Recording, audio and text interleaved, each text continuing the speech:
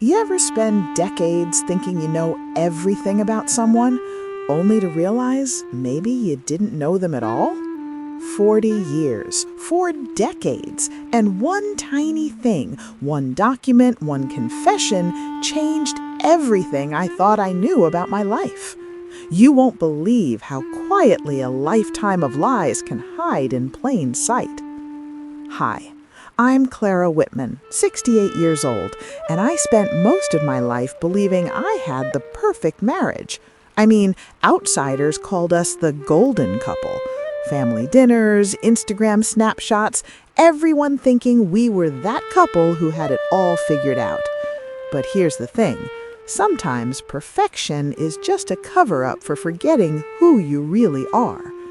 And yeah, before we dive in, hit that like button if you love stories where people get schooled by life, because trust me, this one is a lesson.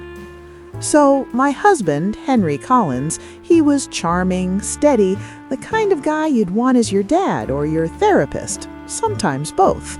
And me, I was busy being the supportive wife, hosting book clubs I didn't care about, pretending to love yoga. Spoiler, I hate yoga. Life was comfortable, predictable, kind of like living in a soft beige bubble. I mean, don't get me wrong, I liked the bubble until the bubble started feeling suspiciously hollow. It all started one rainy Tuesday night. Henry was looking for old insurance papers. I know, thrilling, right? But instead of bills and forms, I found something else. A letter tucked behind a photo album. And as I read it, my heart literally did a cartwheel. You see, what I didn't know was Henry had been hiding something. Not bad, not criminal, but life-changing enough to make me question every single day of our 40 years together. And then the late-night conversation happened.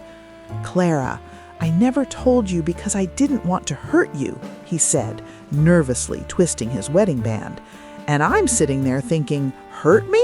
Buddy, I'd been sleepwalking through our marriage for decades.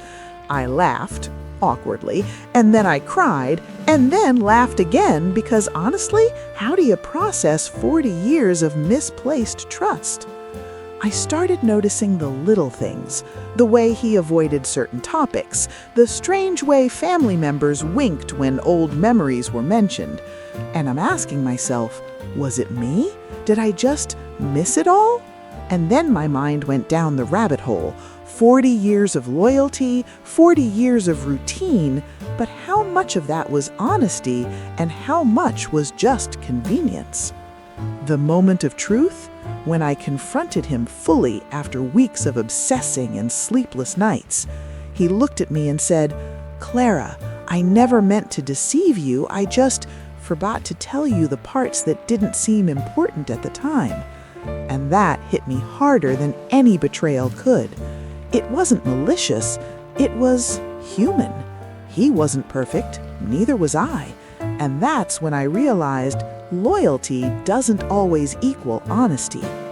We didn't yell, no dramatic exits, no courtroom moments, just long talks, tears, laughter, and a strange sense of relief. I had spent decades prioritizing a perfect image over real connection, and now I was starting over, in my mind at least. Looking back now, I should have trusted my instincts more and asked the questions I ignored. But here's the crazy part. Uncovering the truth didn't ruin my marriage, it reshaped it. I learned that it's never too late to reclaim your identity, to embrace your feelings, and to actually see the people you love for who they really are. And maybe, just maybe, it's not about finding perfection in others, but learning to forgive imperfection in yourself.